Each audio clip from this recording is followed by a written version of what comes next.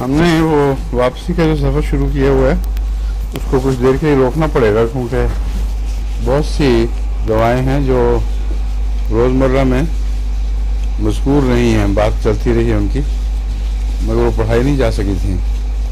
अब जो लिस्ट बनवाई है वो तो काफ़ी लंबी है। हैं? कितनी बनाई है आपने? 60? हैं? हाँ, तो उसमें से 12 तो मैंने तैयार कर ली हैं, और ये अमेरिका जाने से पहले पहले इंशाल्लाह कोशिश करेंगे इन 12 को ख़त्म कर लें, और फिर जब मुकम्मल हो जाएंगी फिर दोबारा वापस आना पड़ेगा जहाँ से छोड़ा है। लेकिन जो बात चल चुकी है आँख की बीमारियों से मुतालिक उसको पहले पूरा कर लेते हैं, वो ख़त्म करके फिर हम दवाओं का जिक्र शुरू कर देंगे। इम्तियाज़ साहब, क्या हाल है आपका? ठीक है? आपकी नज़र का क्या हाल है? पहले से कुछ बेहतर हुई कि नहीं? 10% ठीक हो रही है। ठीक हुई है। क्या दे रही हैं आरफ आपको? मुख्तलिफ किस्म की दवाइयाँ दी जाती हैं। अच्छा, और इसमें रूटा का भी बहुत असर है अच्छा आँख के ऊपर, और लोगों को अमूमन गलतफहमी है कि ये सिर्फ नज़दीक की नज़र के लिए होती है, हालांकि इसकी अलामतों में दूर की पहचान का बिल्कुल कलअदम हो जाना, या इतना फॉगी कुछ जैसे धुंधला हो जाना कि इंसान कुछ फासले से शख्स को पहचान न सके, वो दूर की नज़र की कमज़ोरी है, लेकिन रूटा में दी हुई है। इससे साफ पता चलता है कि ये खाम खा होम्योपैथ में पॉपुलर मशहूर हो गई, बात मशहूर हो गई आम, कि नज़दीक के लिए रूटा और दूसरी चीज़ों के लिए दूसरी दवा। समझे? रूटा भी इस्तेमाल हो सकती है टॉनिक के तौर पर, बहुत चोटी की दवा है आँख के टॉनिक के तौर पर। ठीक है, अब हम शुरू करते हैं जहाँ से छोड़ी थी आँख की बीमारियाँ। नेट्रम फॉस यहाँ तक पढ़ लिए? अच्छा, इसमें आमतौर पर ड्राइनेस होती है नेट्रम फॉस की तकलीफ़ों में, जबकि नेट्रम सल्फ की तकलीफ़ें ज़्यादा भीगी हुई होती हैं। तो निस्बतन आँख की बीमारियों में खुश्की हो मगर डिस्चार्ज भी होते हैं, बावजूद इसके कि आँख खुश्क दिखाई दे, किनारों से कुछ न कुछ डिस्चार्ज होते रहते हैं। ग्रेनुलर लिड्स, जिस तरह वो आँख के छप्पर पलट के देखें तो अंदर दानेदार जख्म दिखाई देंगे।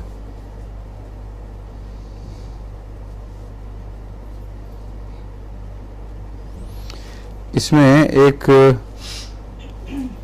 ऐसी तकलीफ है जिसका दाएं आंख से सिर्फ ताल्लुक है, वो है कि पढ़ते वक्त अगर सिर्फ दाएं आंख फड़के तो उसमें नेट्रम फॉस को अवलियत देनी चाहिए। आंखों के फड़कने का जिक्र तो मुख्तलिफ दवाओं में मिलता है, लेकिन पढ़ते वक्त और दाईं आंख, ये दो चीज़ें नेट्रम फॉस को खास कर देती हैं। और इसमें फिर भेंगापन भी पाया जाता है, छप्पर फूल जाएं, वो भी नेट्रम फॉस के दायरे में दाखिल है। एक खसूसियत से वक्त के एतबार से इसकी पहचान ये है कि flickering before the eyes, morning on rising,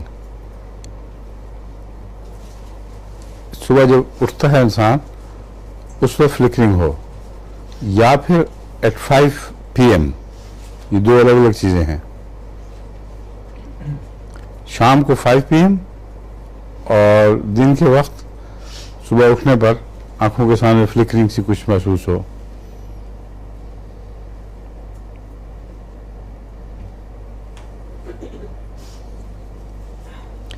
gas light में तकलीफ बढ़ जाती है। नेट्रम सल्फ में फोटोफोबिया, ये नेट्रम फॉस के मतलब मोटी मोटी जो बातें हैं वो बता दी। नेट्रम सल्फ में फोटोफोबिया नुमाया है, जो कि नेट्रम फॉस में नहीं है। लेक्रीमेशन बहुत ज़्यादा, और एक पहचान लेक्रीमेशन के साथ आँखों का यरकानी होना है, नेट्रम सल्फ की जो आंखों की तकलीफें हैं, उनमें पानी बहे, पीप बहे, जो भी हो, उसके साथ एक यरकानी सा रंग ज़रूर दिखाई देता है, जिसका मतलब है कि जिगर साथ मुतासर हो चुका है। और ग्रीनिश डिस्चार्ज भी बता रहा है कि इन्फ्लेमेशन जो है वो ख़तरनाक है और हर किस्म के जरासीम उसमें दाखिल हो गए हैं। डिस्चार्जेस आमतौर पर ग्रीन उस वक्त होते हैं जबकि एक से ज़्यादा किस्म के बैक्टीरिया हमला कर रहे हों, वरना शुरू में ग्रीन नहीं हुआ करते। जब बीमारी बढ़ जाए तो इसी तरह पेचिश भी जब ग्रीन हो जाए तो उसका मतलब है कि ज़्यादा ख़तरनाक हो गया मामला।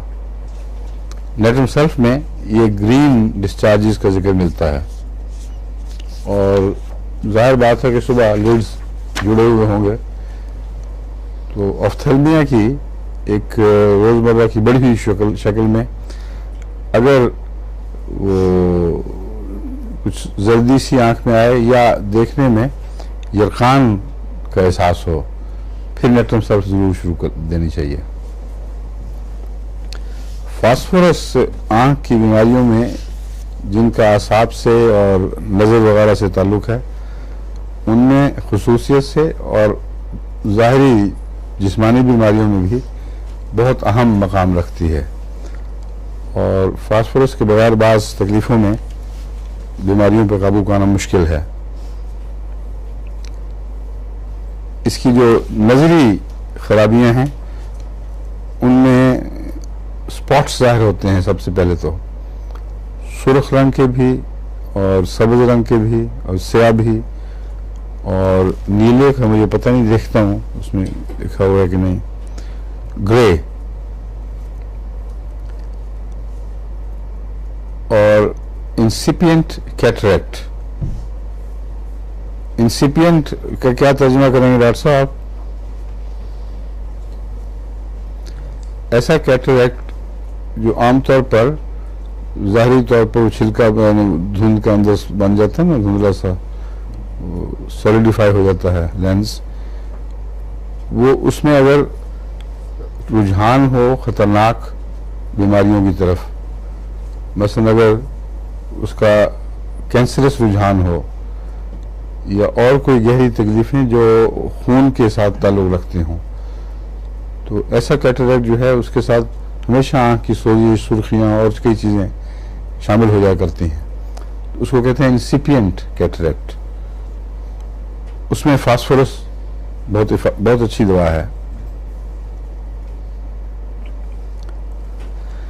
और सबसे अहम इसका जो है ना इस्तेमाल, वो paralysis of the optic nerve में है। ऑप्टिक नर्व का जो पैरालिसिस है उसका कोई इलाज एलोपैथी में नहीं, और वो ऐसा मरीज जिसकी पीछे जो नर्व है, जो कॉर्ड पैगाम पहुंचाती है आंख का दिमाग तक, उसमें अगर खराबियां पैदा हो जाएं तो वो कहते हैं बस गई, अब नजर गई, इसका हम इसकी वापसी नहीं हो सकती। फास्फोरस इसमें भी मुफीद है और कान के एसिड डेफनेस में भी मुफीद है, जिसको कान का ऑडिटरी नर्व से ताल्लुक हो। इसलिए नर्व्स के लिहाज से फास्फोरस को एक गैर मामूली अहमियत हासिल है, क्योंकि नर्व्स की अज्जा में शामिल है ये, और फास्फोरस का तवाज़ुन बिगड़ना नर्व्स में वो खराबियाँ पैदा कर सकता है।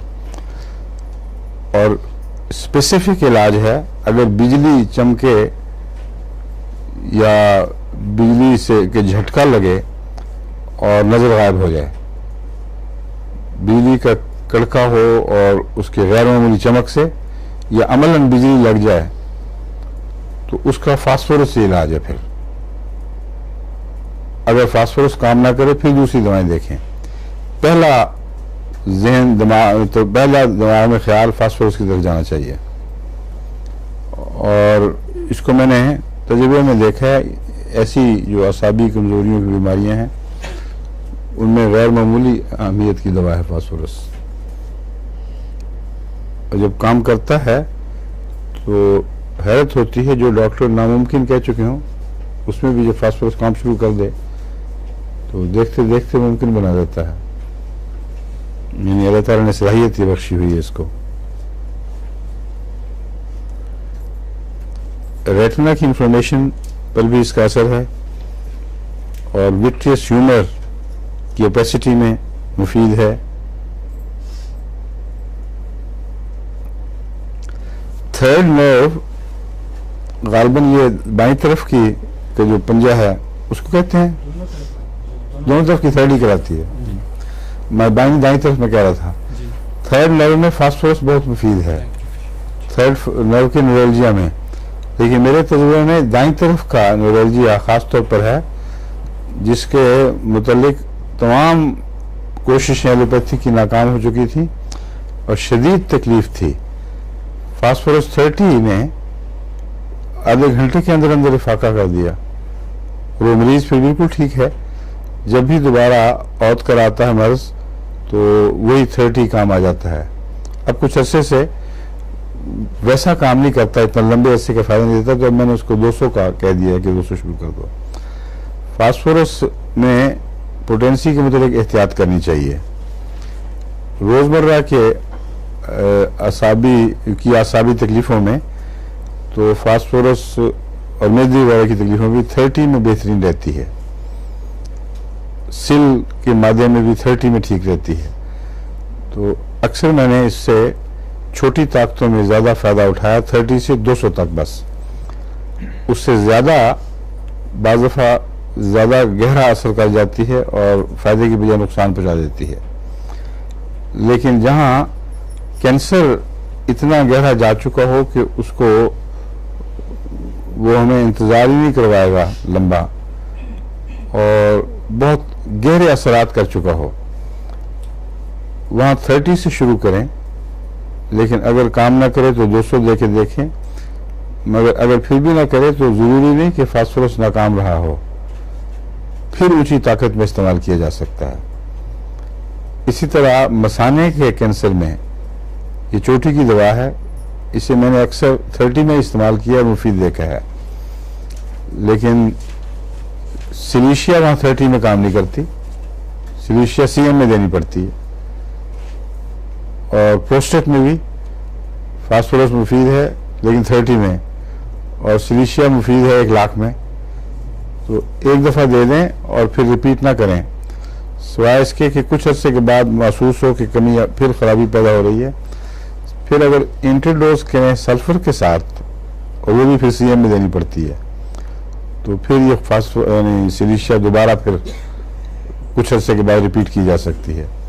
तो ओवर रेपिटेशन अच्छी नहीं है सिलीशिया की, एक दफ़ा काफ़ी है। फिर बाज़ केसेस में एड्स वगैरह में ये महीने में 1 दफ़ा देनी पड़ी है, या 3 हफ्ते के बाद भी 1 दफ़ा रिपीट करवाई है, वो टॉलरेट कर लेता है मरीज़।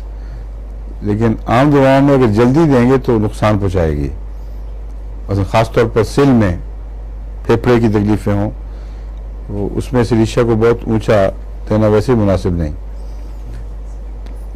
लेकिन यहाँ जो मैं केस बता रहा हूँ, कैंसर के ताल्लुक में सिलीशिया छोटी ताकत में काम नहीं करती, ऊंची में करती है। और फास्फोरस छोटी ताकत में मुसलसल देना ज़्यादा मुफीद साबित होता है। बस नर्व्स की जो आंखों की खराबियां हैं उसमें भी याद रखें, 30 पोटेंसी में फास्फोरस अच्छा काम करेगा। और मेलिग्नेंट ग्रोथ जो है आंख के अंदर, मैंने जिक्र किया था मगर अभी पढ़ा नहीं था, इसमें ये लिखा हुआ है, it is very useful remedy in malignant growth involving the eye. तो आंख के कैंसर के लिए चोटी की दवा है, जो बहुत ही खतरनाक चीज़ है। आंख के कैंसर में अगर एक आंख रिमूव भी कर देंगे आप तो दूसरी में चला जाएगा, और फिर ये एक दफ़ा चाकू लग जाए तो सवाल ही नहीं फिर नजर ठहरने का। एक डेरा निकलेगा तो फिर दूसरा डेरा भी निकालना पड़ेगा। इसलिए डॉक्टर कह देते हैं जी ये ऑपरेशन कर देते हैं, उनको पता है बीच में से कि सिर्फ वक्ती तौर पर टाला जा रहा है मरज को। लेकिन फास्फोरस खुदा ताला के फजल से इफेक्टिव है कैंसर में। बारहा मैंने देखा है 30 में ही मुसलसल दिया जाए कुछ कुछ वक्फा डाल के, तो खुदा के फजल से बहुत फायदेमंद साबित होता है। फाइटोलाखा आंख के लिए किस चीज में मुफीद है? एक का फोटोफोबिया बहुत नुमाया होता है फाइटुलाका में।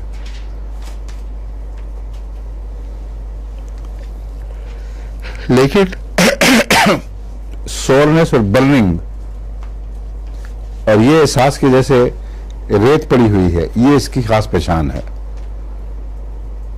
बाज़ आंखें बच्चे मलते हैं, उनसे पूछो तो कहते हैं बिल्कुल लगता है रेत है अंदर, और ये एहसास आम बयान किया जाता है, कोई गैर इस्तिस्नाई वाक़या नहीं है, रोज़मर्रा की बात है। उसमें फाइटुलाका मुफीद होगी। बर्निंग और रेत के ज़र्रों का एहसास और फोटोफोबिया।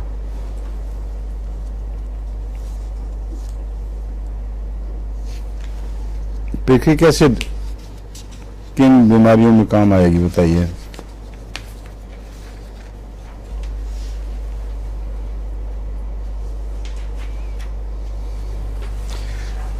पिक्रिक एसिड असल में असाबी तकलीफ की असाबी दवा है। इस मामले में वो तमाम बातें जो नर्व्स के ऊपर बद असर डालती हैं और उसकी वजह से एक नर्वस एग्जॉस्टन हो जाती है। यानी क्या कहते हैं नर्व्स का, हमने क्या तर्जुमा किया हुआ है? असाबी रेशे। हाँ, असाबी रेशे। असाबी रेशे जो हैं वो जब जवाब दे जाएं या जवाब दे रहे हों तो उसमें पिक्रिक एसिड आंख के लिए बड़ी मुफीद साबित होती है। फाइन प्रिंट पढ़ें और उससे आपको पता है इसमें कोनियम मशहूर है फाइन प्रिंट की तकलीफों में, बारीक प्रिंट से गौर से पढ़ने से। और विजन के जो बद असरात हैं जिसमें एग्जॉस्शन हो आसाब की, उसमें पिक्रिक एसिड फायदेमंद है। उसमें एक और दवा बहुत फायदेमंद है, वो ओनोस्मोडियम है। पिक्रिक एसिड में आंख का पर जोर लगाया जाए तो सर दर्द नहीं होता, मगर ओनोस्मोडियम में सर दर्द होता है। तो अगर गौर से पढ़ा जाए, मेहनत की जाए आंख की और सर दर्द शुरू हो जाए, उसमें ओनोस्मोडियम भी बहुत अच्छी दवा है और मिलीफोलियम भी। मैंने भी खाई थी हैं? ओनोस्मोडियम में, तो खाते ही एकदम आराम आया। अच्छा अच्छा। और मिलीफोलियम भी अगर सुर्खी ज्यादा हो और सर दर्द में तब्दील हो जाए पढ़ने की कोशिश, और तलबा के लिए बड़ी मुफीद देखी है मैंने। जिन तलबा को स्कूल में पढ़ने से या घर में भी पढ़ने से सर दर्द शुरू हो जाता है, उनको मिलीफोलियम दें तो खुदा के फजल से बड़ी जल्दी ठीक हो जाते हैं। अगर अकेली काम ना करे तो फिर ओनोस्मोडियम मददगार के तौर पर लेनी चाहिए।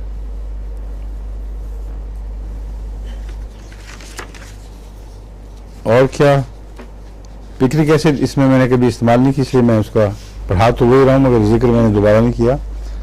तो मैं जिक्र नुमाया करता हूँ, अपने तजुर्बे की वजह से करता हूँ। आंख की तकलीफों में पिक्रिक एसिड मैंने कभी इस्तेमाल नहीं किया।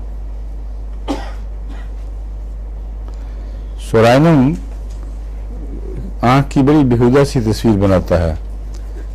लिड्स थिक हो जाते हैं और टर्न कर जाते हैं जरा से ऊपर को, और आईलिड्स गिर जाते हैं। ये जो टार्सल पोर्शन होता है जो आंख के किनारे का सारा, इसके अंदर जो बारीक मसल्स या ग्लैंड्स हैं उन पर इसका सोराइनम का नुमाया बद असर पड़ता है, और उसके नतीजे में जो रोजमर्रा की तकलीफें वो तो होती हैं, अल्सरेशन, लक्रीमेशन यानी आंसुओं का बहना और गंदा पानी निकलना, ये सब चीज़ें मौजूद हैं। अगर सोराइनम की दूसरी इलामत मौजूद हो जो अमूमी बदनी इलामत है कि इसमें बदबू है, तो बदबू की सूरत में अगर ये इलामतें हों तो फिर ज़रूर फ़ायदा पहुँचाती है। रूटा आ गई। अब ये रूटा भी चोटी की दवाओं में से एक दवा है। जब भी आंख का ज़्यादा इस्तेमाल किया जाए और उसके नतीजे में कोई खराबी हो, उसमें रूटा अव्वलियत रखती है।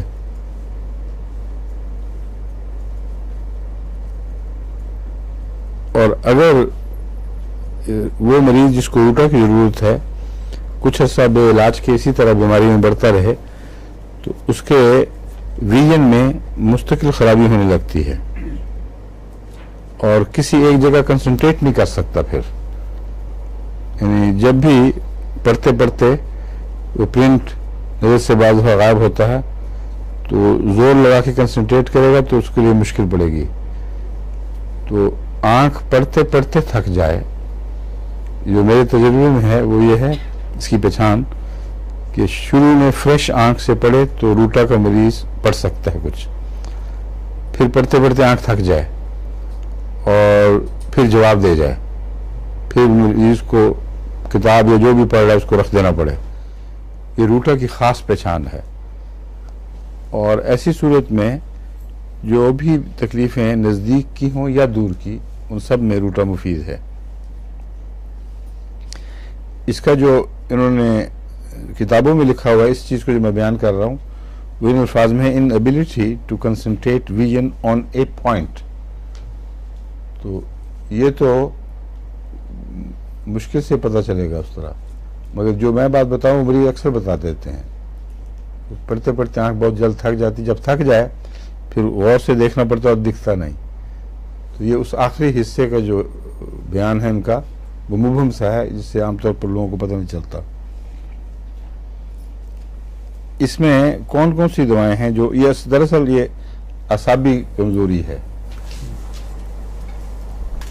मगर कौन कौन सी वो दवाएं हैं जो काम करते। असाबी कमजोरी इन मानों में है कि जो मसल्स हैं जिन्होंने हमारे फोकस को दुरुस्त रखना है, रूटा में उन मसल्स की कमजोरी और थकावट की वजह से वाक़या होता है। और फास्फोरस में जो पिछले आसाब हैं जो पैगाम लेके जाते हैं, उनकी कमजोरी की वजह से ये होता है। इसलिए इसको पहचानना चाहिए अच्छी तरह, कहाँ क्या असर वाक़या हो रहा है। रूटा में तो कोई शुबा ही नहीं कि वो जो मसल्स उसको कभी उसका फोकल पॉइंट पीछे कर देते हैं, कभी आगे कर देते हैं, आंख को हर वक्त कंट्रोल में करते हैं। उनकी कमजोरी और थकावट, बल्कि बाज़ दफ़ा सारे आंख का ये पूरा हिस्सा, उसके आसाब की कमजोरी में रूटा बहुत मुफीद है। और उसके अलावा कुछ इन्फेक्शंस की बीमारियों में भी ये कारआमद है। मगर इस ताल्लुक में अर्जेंटम नाइट्रिकम को भी याद रखें। अर्जेंटम नाइट्रिकम यही इलामत रखती है जो रूटा की मैंने आपके सामने बयान की है। और इसके अलावा नेट्रम्योर है और ओनोस्मोडियम। ओनोस्मोडियम को मैं पहले आपको बता चुका हूँ। ओनोस्मोडियम की बहुत सी मुशाबहतें रूटा के साथ हैं और कुछ फास्फोरस से भी हैं। ये आँख से ताल्लुक में जो आसाब हैं, ओनोस्मोडियम में उनका दायरा ज़्यादा वसी है, रूटा में कम वसी है। रूटा में आँख के अंदर और इर्द गिर्द कंसंट्रेट करती है रूटा, और दर्द होगी तो माथे की ऊपर की दर्द होगी, या दर्द होगा तो ऊपर होगा। ओनोस्मोडियम सर और पीछे कंधे तक के तमाम आसाब पर असरअंदाज होता है। इसलिए ओनोस्मोडियम और इसकी पहचान ये है, फ़र्क ये है इन दोनों में। ओनोस्मोडियम की तकलीफ भी आँख के आसाब से ताल्लुक़ रखती है, लेकिन उसका जो असर है वो वसी है, वो सर के पीछे से उतर कर दोनों कंधों और पीछे तक पड़ता है। और रूटा में आमतौर पर दर्द माथे के ऊपर और फ्रंट पर कंसंट्रेट करती है, क्योंकि इसकी असल बीमारी अंदर के मसल से ताल्लुक़ रखती है। इस तरह अगर आप इनको खूब अच्छी तरह समझ लें, दवाओं का असर वो कहाँ कर रही हैं, कैसे कर रही हैं, तो फिर याददाश्त की बड़ी आसानी हो जाती है। ये चीज़ जो है ना, ये खुद याद कराएगी। वरना ये सारी बातें कि ये भी मुफीद, ये भी मुफीद, मौके आने पर कुछ नहीं पता चलता क्या करना है। ओनोस्मोडियम देना है या पिक्रिक एसिड देना है या फास्फोरस वगैरह वगैरह। नेट्रम्योर भी एक बहुत अहम दवा है जो आँख में अक्सर काम आती है, और इसका ताल्लुक वो कैटरेक्ट से भी है। वो डक्ट्स जो पानी की यानी आंसुओं की डक्ट्स हैं उनकी खराबी से नेट्रम का ताल्लुक है। और रोज़मर्रा की आँख की बीमारियों में नेट्रम में पानी बहुत बहता है गैर मामूली तौर पर, और एलर्जिक फिनोमिनॉन आँख के जो हैं वो भी नेट्रम के ज़ेर असर हैं। सर दर्द इसकी भी फैली हुई होगी ओनोस्मोडियम की तरह, लेकिन एक फ़र्क है, नेट्रम की जो सर दर्द है वो चोटों से पहचाना जाता है, उसको भूलना नहीं चाहिए। आँख के जिक्र में चूंकि डॉक्टर दोहराते नहीं, इसलिए ये नहीं पता चलता कि ओनोस्मोडियम का सर दर्द हो रहा है या रूटा का या किसी और का। रूटा का जो मैंने बताया ना, वो फ्रंटल हिस्से पे कंसंट्रेट करता है, ओनोस्मोडियम पीछे तक जाता है, और जर्सीनियम भी उसमें काफ़ी मुशाबहत रखता है। लेकिन नेट्रम का सर दर्द ज़रूर चोटें रखता है, उसमें कहते हैं छोटे छोटे हथौड़े चल रहे हैं, उससे बिल्कुल साफ पहचाना जाता है। आँख में बहुत पानी आना, आँख के ज़ोर से चोटें पड़ना, और मिलीफोलियम पहचाना जाता है गैर मामूली सुर्खी के साथ। मिलीफोलियम में पानी का बहना कोई ख़ास मुशादे में नहीं आता, मगर जहाँ कंसंट्रेट किया वो लगता है कि सारा खून आँख के ऊपर जमा हो जाएगा, आँख कबूतर की आँख की तरह बड़े ज़ोर से खून का इज्तिमा होता है, और पढ़ना छोड़ दें तो आप ही आप वापस हो जाएगा। बस इन्फ्लेमेशन का खून नहीं है, वो जो मसल्स हैं जो खून को कंट्रोल करते हैं, वो जब पढ़ने लगता है इंसान तो ज़्यादा भेज देते हैं उस तरफ, और उसका इलाज फाइटोलाका है ना, मिलीफोलियम। और मिलीफोलियम में खून का इखराज भी हो जाता है, ये भी याद रखना चाहिए। अगर मिलीफोलियम से इलाज नहीं करेंगे तो बाज़ दफ़ा आँखें ब्लीड करने लग जाती हैं, इसलिए बहुत एहतियात करनी चाहिए ऐसे बच्चों को जिनको स्कूल में सर दर्द हो और आँखें सुर्ख हो, मिलीफोलियम दें। अगर सर दर्द हो और आँखें सुर्ख ना हो बल्कि लैक्रिमेशन हो और चोटें हों तो नेट्रम दें। अगर चोटें ना हों और सारे सर पे असर हो तो ओनोस्मोडियम याद रखें, और अगर फ्रंटल हो सिर्फ और पढ़ने से उसका भी ताल्लुक हो तो फिर रूटा। ठीक है।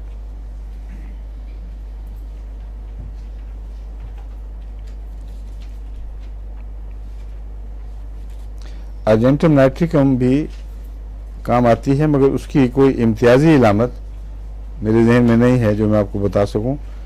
नेट्रम और अर्जेंटम नाइट्रिकम में बहुत सी बातें मिलती हैं, मगर जब मैं आपको मैं पढ़ा चुका हूँ अर्जेंटम नाइट्रिकम नहीं। अच्छा, अब उसकी बारी आएगी तो उसमें हमें कुछ मिल जाएंगी ऐसी चीज़ें।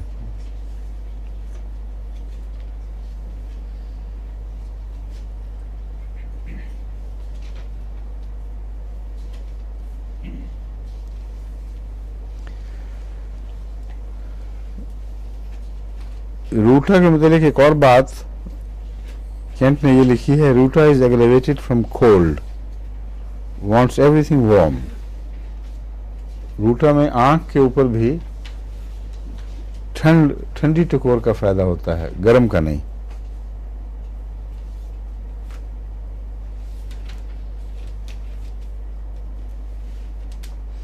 लेकिन इन्फ्लेमेटरी हीट में रूटा काम नहीं करती।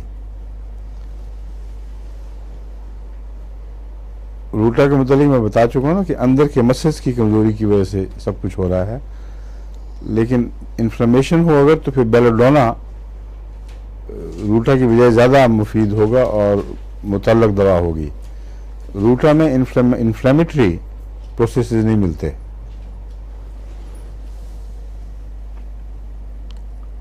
इसका क्या नतीजा निकाला आपने?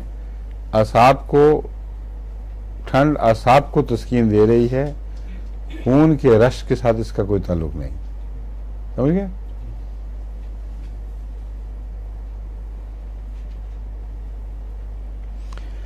रोजमर्रा की ऐसी इन्फ्लेमेशन जिसमें आंख के ऊपर इज्तिमा हो, खून का दबाव, ये जो अलामतें मैं बयान कर चुका हूँ, इनको छोड़कर रोजमर्रा की आम अलामतें जो हैं उनमें कौन कौन सी दवाएं आपके जहन में आएंगी? कई दफ़ा बता चुका हूँ। एक्रोनाइट, बेलाडोना, यूफ्रेजिया, ये तीन का जो कम्बिनेशन है ये आपके दिमाग में पूरी तरह मुर्तसिम हो जाना चाहिए, नक्श हो जाए कि आगाज़ में जो भी इन्फ्लेमेशन हो, एक्रोनाइट, बेलाडोना और यूफ्रेजिया में से किसी की ज़रूरत पेश आएगी। एक्रोनाइट तो आंखें बंद करके दे दें, यानी मरीज़ की नहीं, अपनी आंखें बंद करके और वैसे हर इन्फ्लेमेशन के शुरू में एक्रोनाइट होती भी है, ठीक है, लेकिन अगर फियर बिल्कुल ना हो, मरीज़ जैसे बिल्कुल ठीक ठाक बैठे हो, तो फिर एक्रोनाइट की ज़रूरत नहीं है। फिर बेलाडोना बरह रास्त एक्रोनाइट का मुतबादिल भी है और ज़्यादा मुफीद कार्रवाई करेगा।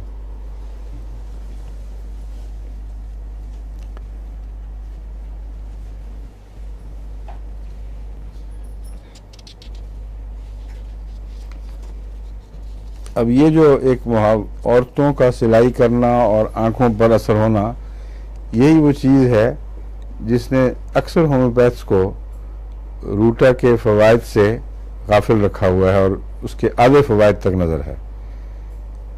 ये एक ज़िमनी बात है। असल बात वही है कि जो असाब को कंट्रोल करने वाले मसल्स हैं, असाब को नहीं, आँख के अत्सा को, लेंस को, उनकी कमज़ोरी है जो ज़िम्मेदार है। उसमें नज़दीक की कंसंट्रेशन अब जो औरतें करती हैं सिलाई के वक्त, वो जो रोज़मर्रा के तजर्बे में आई हुई बात है, इसलिए उसको होम्योपैथ इतना नुमाया कर देते हैं कि हर हमारी इंसान समझता है कि इसका सिर्फ नज़दीक करीब की नज़र की कमज़ोरी से ताल्लुक़ है, हालांकि असल अत्से की कमज़ोरी से ताल्लुक़ है, जो दूर की भी हो सकती है, नज़दीक की भी हो सकती है। इसलिए दूर में इतना ज़्यादा कि पहचाना भी ना जाए आदमी। बाज़ दफ़ा ऐसे मरीज़ मिलते हैं जो मेरे कमरे में आके जब कुर्सी पे बैठे हों सामने तो पहचान नहीं सकते, फिर वो कहते हैं कि हमें इजाज़त हो हम करीब आके देखें। तो वो है रूटा का केस। और भी चीज़ों के होंगे मगर रूटा भी उनमें है। और औरतें जब या मर्द भी सिलाई पे जोर दें और करीब से काम करें तो उनकी आंखों में बर्निंग का एहसास होता है, और ये बर्निंग जो है बेलाडोना से ताल्लुक़ नहीं रखती, क्योंकि वही बात है, इसके इन्फ्लेमेशन से ताल्लुक़ नहीं है।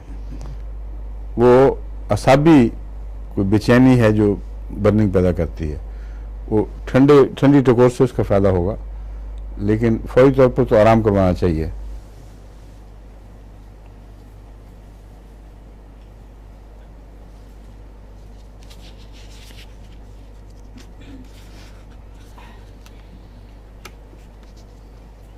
देखें, लिखता है mistiness of sight with complete obscuration at a distance.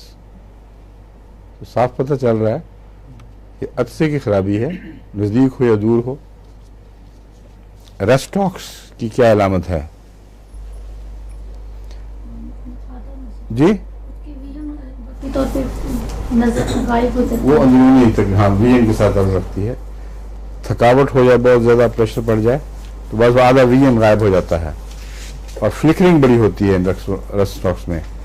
लेकिन इन्फ्लेमेशन का ताल्लुक इसका मौसम से है ज़्यादातर। जब भी भीगा हुआ ठंडा मौसम होगा उसमें अगर तकलीफ़ें बढ़ें तो रेस्टॉक्स का इम्कान है कि रेस्टॉक्स ही मुफीद साबित हो।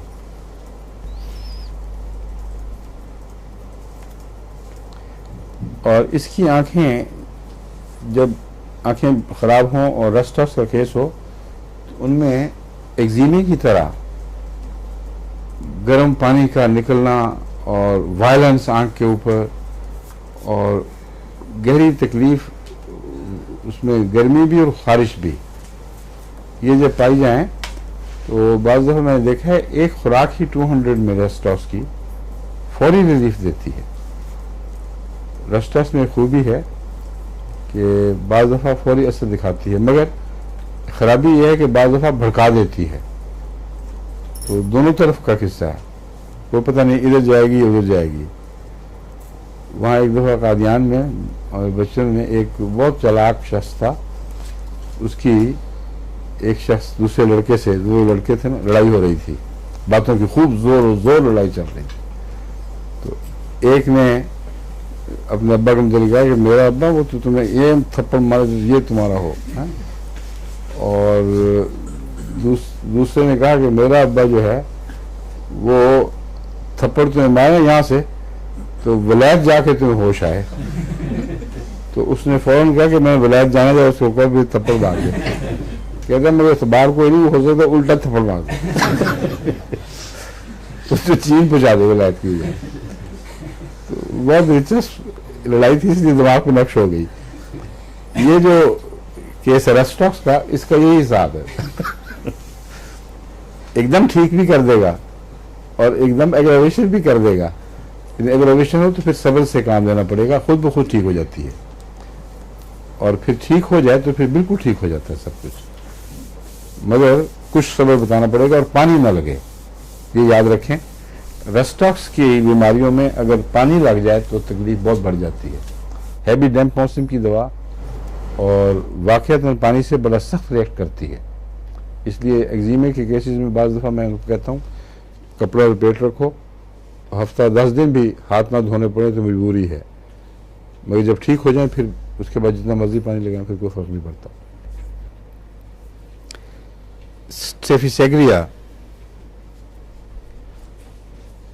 स्टेफिसेग्रिया आंखों में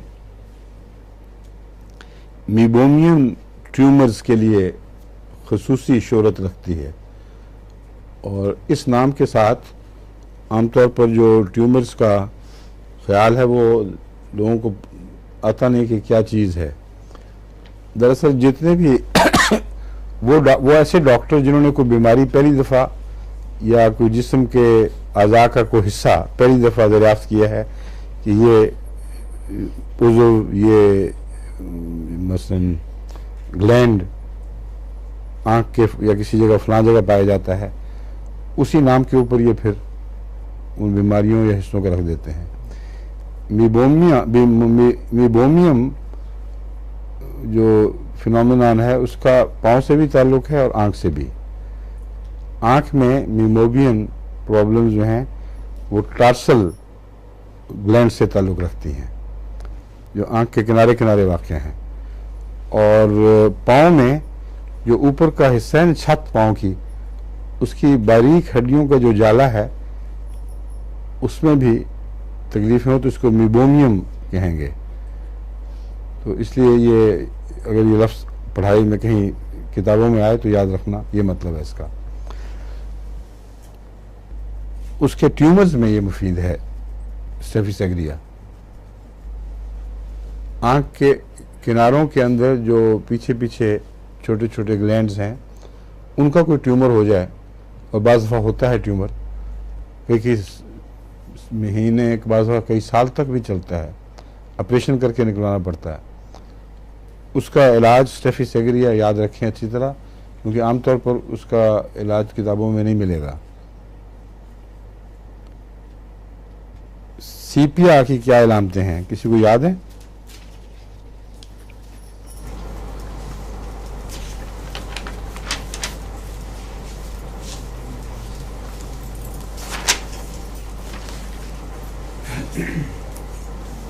हाँ, सीपिया में भी ये ट्यूमर्स हैं जिसको मीबोमियम ट्यूमर कह रहे हैं। इसका दूसरा नाम लोग टार्सल ट्यूमर भी रखते हैं।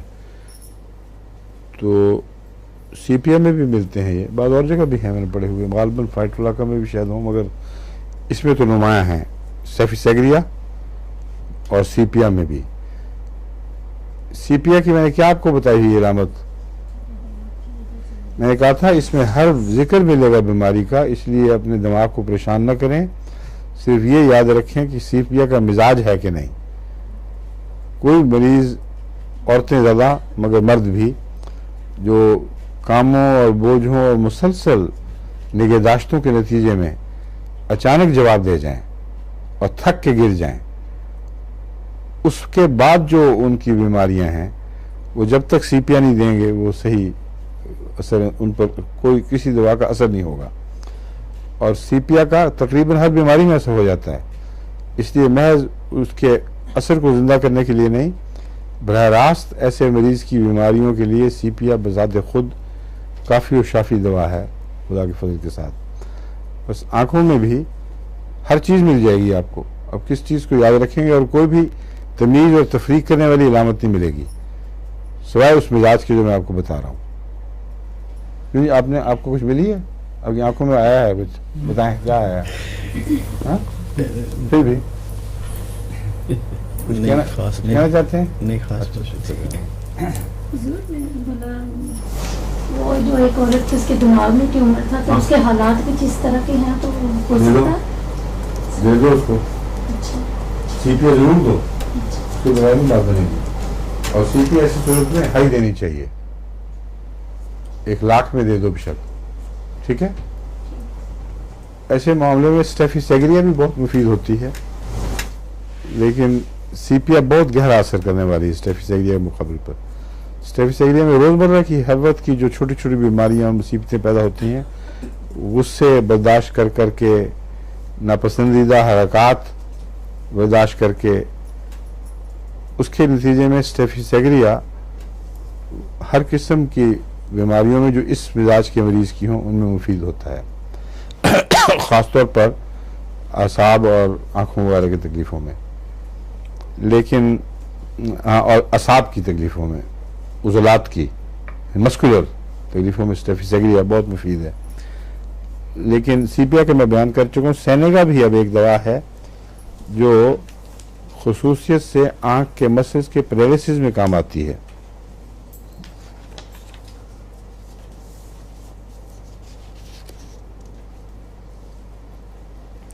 इसमें ऑर्बिट जो है उसमें दर्द होती है आमतौर पर।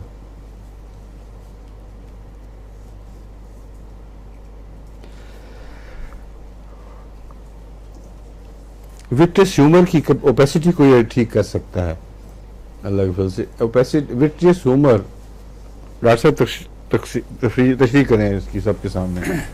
वो है यहाँ ब्लैक बोर्ड, शुक्र करें। वैसे जुबान नहीं बता दें। जो आँख का डेला है वो अंदर से तो खोखला है ना हुजूर, तो उसके अंदर जो पानी है, जेली लाइक भी है जी, बिल्कुल वो उसको कहते हैं विट्रियस ह्यूमर। जी हुजूर, जो भी रस भरा हुआ है अंदर जी हुजूर, आँख में, उसको विट्रियस ह्यूमर जी कहते हैं। हुजूर। तो उसमें अगर कोई पैसिटी हो जाए तो बाहर वो नजर पे भी ठीक है। और इसका मतलब है कि जिनकी आँख का पानी ढल जाए उनके लिए मुफीद होगी ये। नहीं हुजूर, वो मुहावरतन। अच्छा। जिंकम टेरेंटुला, इसकी क्या अलामत है?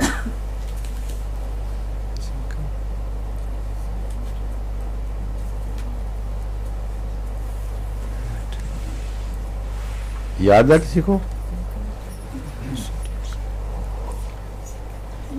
टेरेंटुला, मैंने आपको एक चीज ये बताई थी कि इसको फोटोफोबिया बहुत सख्त होता है।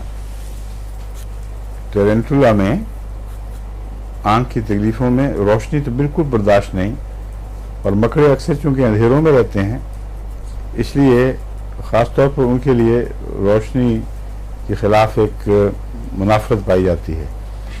वही चीज़ उनके जहर के अंदर दाखिल हो जाती है और इसके कांटे से यही इलामतें मरीज़ों में आ जाती हैं। और दूसरा, दाईं तरफ का मैं आपको बता चुका हूँ बारहा कि इसकी ये पहचान है। इसके ट्यूमर्स भी दाईं तरफ होते हैं। इसकी अक्सर तकलीफ़ें, फालजी इलामात वगैरह भी, बेचैनियाँ ज़्यादातर दाएं हिस्से से, खा अंदरूनी हो या बैरूनी हो, उससे ताल्लुक़ रखते हैं।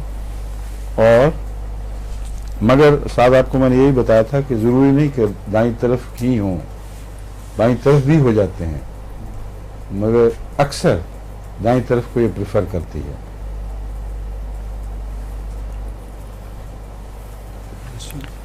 अगर इसके टेरेंटुला का मरीज हो और सर दर्द पढ़ाई वगैरह या आँख के ज़्यादा इस्तेमाल से हो, तो इसका सर दर्द किस तरह पहचाना जाएगा? बाकी सब का मैं बता चुका हूँ आपको, ठीक है। हाँ बताएं, किस तरह पहचाना जाएगा? हाँ तुम बताओ। हाँ नहीं, यूं उंगली उठ गई गलती से।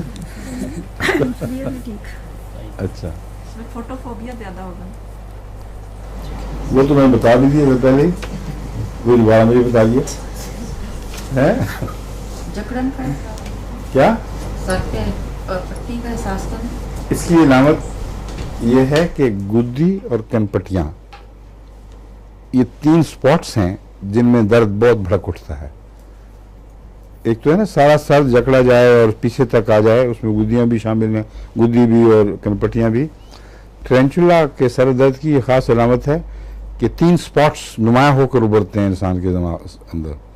अगर मेरी गुद्दी फटी जा रही है, मेरी कनपटियां फट रही हैं, तो ये 3 स्पॉट्स पे अगर सर दर्द नुमाया हो जाए और बर्निंग का एहसास भी हो, तो ये ट्रेंचुला की अलामत है। और आँखों के इस्तेमाल से बसा औकात लोगों को ये तकलीफ हो जाती है।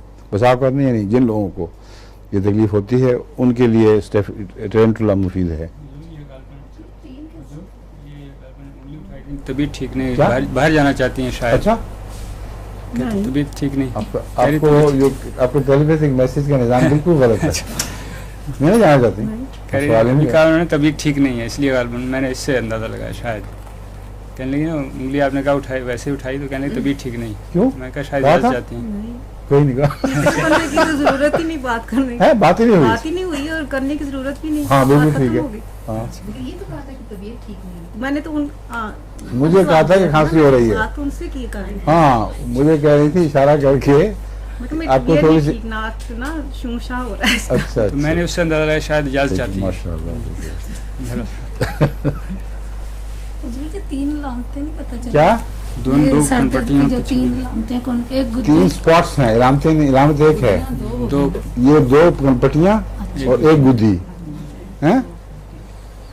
उससे 3 पता नहीं कनपट्टी 2 होती हैं, कनपटियां एक ही समझ रही हो 3 जगह से क्या? आप समझ रहे हैं। शुक्र है। हाँ। जिंक टेरेंटुला के बाद जिंकम मेट है। जिंकम मेट को एक बहुत ही मुफीद टॉनिक है आंखों का, और ऑफ्थेल्मिया में भी जिंक बहुत मुफीद है। पुराने ज़माने में जो क्लासिकल डॉक्टर्स थे वो जिंक का लोशन ज़रूर आंखों में डाला करते थे, और उसका फ़ायदा ये था कि इसमें तेज़ी नहीं होती जिंक के लोशन में, और आँख को तकलीफ नहीं देता। बच्चे शौक से डलवा लेते हैं, लेकिन जो कॉस्टिक लोशन था वो एक और चीज़ थी, वो बड़ी ख़तरनाक चीज़ थी। वो तो कतरा पड़ते ही बच्चे तड़प उठते थे, और पहले उनके हाथ पकड़े जाते थे अच्छी तरह, टांगें दबाई जाती थी, फिर वो ज़बरदस्ती खोल के डॉक्टर वो अंदर यूँ डाल देते थे। तो बहुत ज़ालिमाना इलाज के तरीके हैं आप लोगों के, हैं? मगर बहरहाल जिंक की शीशी पिछान ली जाती थी, क्योंकि जिंक को अमूमन नीले रंग की बोतल में रखते हैं, क्योंकि जिंक के मुतालिक, जिंक के कंपाउंड्स के मुतालिक ख्याल है कि ये धूप से सेंसिटिव हैं और जल्दी डिसइंटीग्रेट कर जाते हैं। तो इसलिए जिंक की शीशी अमूमन नीली हुआ करती थी, मुझे याद है। और फोटोफोबिया इसमें बड़ा है, इसलिए उसका उससे ताल्लुक है या नहीं, लेकिन जिंक में फोटोफोबिया बहरहाल बहुत होता है। और दूसरे, जिंक मेटेलिकम ट्रीजियम की चोटी की दवा है। नाखूना जिसको कहते हैं ना, यहाँ आँख के एक तरफ एक जड़ लग जाती है, एक चिछड़ा जैसा बनता है त्रिकोण, वो फैलता चला जाता है आगे की तरफ, फिर वो आँख की पुतली को भी कवर कर लेता है। तो उसका अमूमन ऑपरेशन करते हैं डॉक्टर, और कामयाब हो जाता है, बिल्कुल कोई ऐसा मसला नहीं। मगर होम्योपैथिक में जिंक मेट बहुत मुफीद है। रब्बा में तो मुझे याद ही नहीं कि कोई केस जाया गया हो एक भी। जितने आते थे जिंक मेट दिया करता था उनको, खुदा के फल से 200 में अल्लाह ताला ठीक ठाक हो जाते थे। जिंकम मेट कैटरेक्ट के लिए भी अच्छी है, लेकिन जिंकम सेल्फ कैटरेक्ट में जिंकम मेट से बेहतर है। जिंकम मेटेलिकम के मुकाबले पर जिंकम सेल्फ कैटरेक्ट में, याद रखें, बेहतर दवा है। फोटोफोबिया, आंख का पानी, आम बहना, वो अमूमन जो आंखें दुखने आती हैं उन सब में जिंक बहुत मुफीद दवा है। और इसका असाब से भी ताल्लुक है।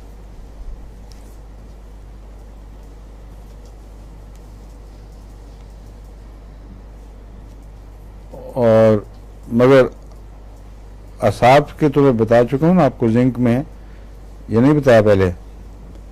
असाबी कमजोरी जिंक में जैसे फास्फोरस वगैरह में पाई जाती है ना, जिंक में भी पाई जाती है। लेकिन जो इसके आईलिड्स पर असर है, जब इन्फ्लेमेशन हो तो आईलिड्स इसमें भी बहुत मोटे हो जाते हैं और बड़ा भयानक मंजर बन जाता है। तो फोटोफोबिया वो ज़्यादा हो और आँखों का दुखना लिड्स पर बहुत असरअंदाज हो, तो उसमें आप जिंक इस्तेमाल करें और जिंक का मेट खुदा के फल से बहुत मुफीद होता है।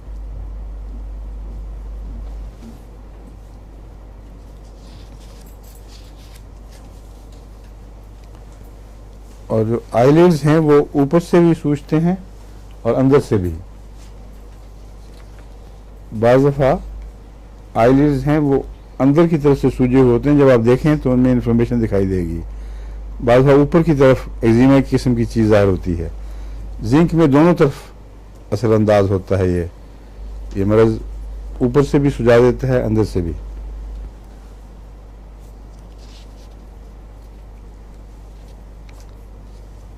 और ये भी जिक्र आ गया, फोटोफोबिया में बता चुका हूं, लिखा है कि वायलेंट फोटोफोबिया, और यूं लगता है जैसे आंख अंधी हो जाएगी रोशनी को देखते ही।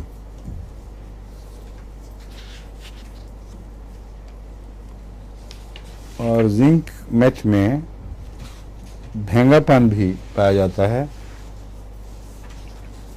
खास तौर पर अगर बुखारों के बाद भेंगापन हो तो उसमें जिंक मेट मुफीद है, याद रख लें इसको। किसी शख्स को, बच्चे को भेंगापन ना हो लेकिन बुखार के बाद हो जाए, उसमें जिंक मेट देना चाहिए।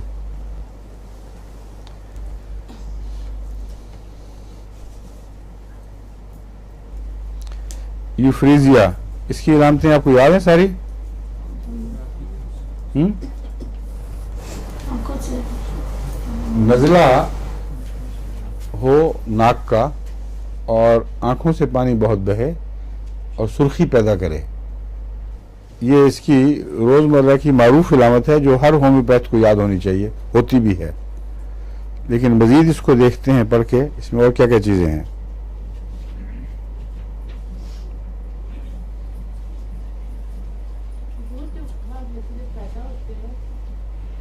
जी, पैदाइश के बाद जैसे लगता है भेंगापन है उनकी आंखों में, उसके लिए जिंक मेट दे सकते हैं। पैदाइश के साथ ही भेंगापन दिखाई देता है। बाद में ठीक हो जाता है। उनको पहले तो आर्निका देना चाहिए, क्योंकि जो पैदाइश की ट्रोमा होता है ना, उसका बच्चे के ऊपर जो जिससे मार कूट हो उससे बदन के ऊपर असर पड़ते हैं, उसके लिए आइडियल है पहले आर्निका दिया जाए, फिर उसके बाद जिंक वगैरह देखें आप इस्तेमाल करके।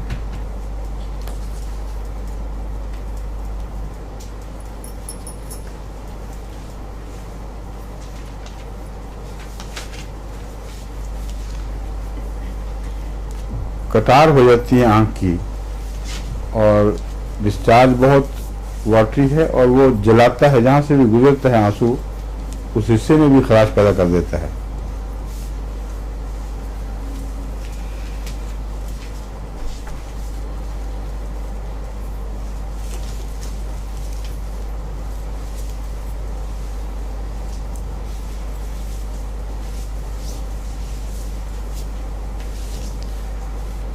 पानी बहुत होता है, भीगी हुई आंख है, मगर एहसास वही खुश्क रेत का जो नेक्ट्रम फॉस में पाया जाता है, वो यूफ्रीजिया में भी मिलता है। यानी मरीज जो सब्जेक्टिव अपनी अंदरूनी इलामत बताएगा, वो ये कहेगा कि मेरी आंखों में खुश्की है और रेत सी आई हुई है, और उसको जितना मलेगा उतना ज़्यादा वो सुर्खी भड़केगी। लेकिन देखने वाला मालूम करता है कि बहुत पानी बह रहा है, हर वक्त इसकी आंख भीगी हुई होती है और जलाने वाला मादा निकलता है। तो इसलिए जब यूफ्रेजिया में अगर खुश्की का एहसास कोई बताए, यानी आंख के मरज़ में, और आंख भीगी हुई हो, तो यूफ्रेजिया की तरफ पहला जहन जाना चाहिए।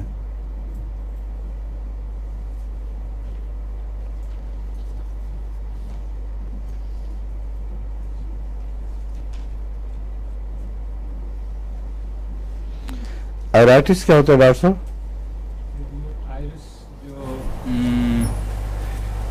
रंग जहाँ है वो मसल्स जो कंट्रोल करते हैं, आयरिस उसकी इन्फ्लेमेशन आयराइटिस।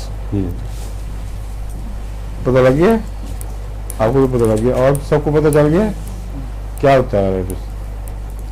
इन्फ्लेमेशन हाँ? जो पट्टे हैं आइरिस के गिर्द उनकी इन्फ्लेमेशन आयरिस क्या होती है?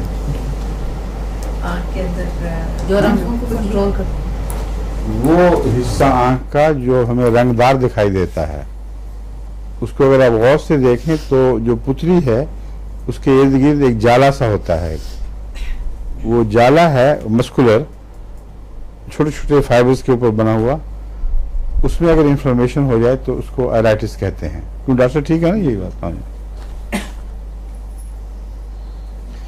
और ये बाज़ दफ़ा रूमेटिक भी होता है। इसमें रूमेटिज्म की वजह से बाज वो मादे जो रूमेटिज्म पैदा करते हैं, बाई की दर्दें पैदा करते हैं, वो जब आंख में बैठें तो बहुत सख्त तकलीफ पैदा करते हैं आंख में, और उसकी इलामतें यूफ्रेजिया से ज़्यादा मिलती हैं। कॉर्निया की अल्सरेशन भी इसमें शामिल है, ओपेसिटी कॉर्निया की। एक लफ्ज़ नहीं समझ आई, amblyopia, inflammation of conjunctivitis and lids. Amblyopia ये क्या होता है? एम्ब्लायोपिया, अच्छा। ये जब फोकस करने में हाइपरमेट्रोपिया की तरह गालबन है कि जो उस पर ज़्यादा ये आगे बनता है फोकस रेटिना से। एम का बाईं तरफ से तो नहीं होता था कोई? एम्बीडेक्सिस किसको कहते हैं? नहीं, इसका नहीं, डेक्सिस तो राइट को होगा। हाँ? डेक्सिस तो राइट होगा। अच्छा, डेक्सिस तो राइट है। एमबीए भी लफ्ज़ उसके अपोजिट इस्तेमाल होता है लेफ्ट के लिए शायद। मेरे ज़हन में नहीं है। हाँ? मेरे ज़हन में नहीं। मगर एम्ब्लियोपिया ये इतिहास में देख भी लेते हैं डिक्शनरी में। हैं? निकाल लिया आपने?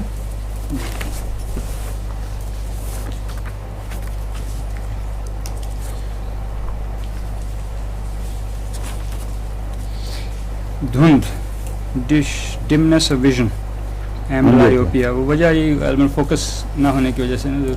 यहाँ सिर्फ इतना जो लिखा भी हो सकता है अंदर मादा बैठ रहा हो, जी सर, उसकी वजह से भी धुंध आ जाती है। डिमनेस ऑफ विजन यहाँ लिखा हुआ है अच्छा, सर। ठीक है। ओपेसिटी ऑफ द कॉर्निया भी तो लिखा हुआ है ना? जी। Opacity of cornea after injuries Euphrasia की इलामतों में दाखिल है। अगर चोट लग जाए आंख को और फिर कॉर्निया के अंदर ओपेसिटी आ जाए तो उसमें यूफ्रेजिया जरूर इस्तेमाल करना चाहिए। मगर मेरा ख्याल आर्मी का पहले दें, फिर उसके बाद यूफ्रेजिया देनी चाहिए।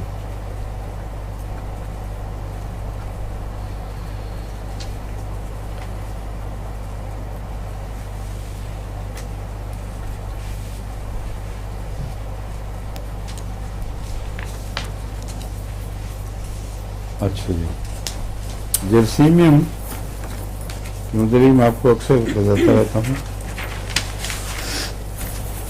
असाबी कमज़ोरी जो आँख को किसी पहलू से भी मारूफ कर दे, और सर दर्द के साथ भी इसका ताल्लुक होता है, वो अमूमी अलामत है। अगर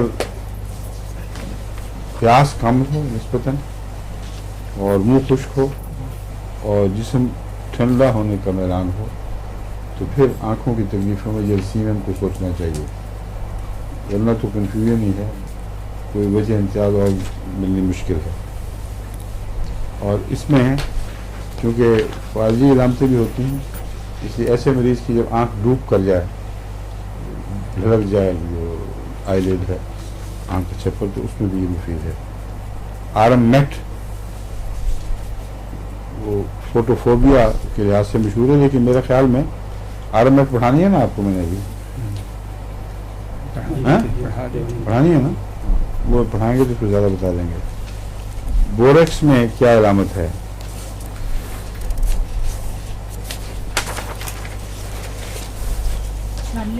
जी, गर्म पानी बहुत बहता है आँख से बोरेक्स में, और इसके गर्म पानी में वो यूफ्रेजिया की तरह खराश नहीं होती, बल्कि वैसे बहता है और बाज़ दफ़ा नज़लाती इलामती मिलती है इसमें। मगर पानी बकसरत बहे आँख से और गर्मी का बहुत एहसास हो उस पानी में, जैसे जला रहा है लेकिन काटता नहीं है। वो आँख की तकलीफ बोरक्स को चाहती है।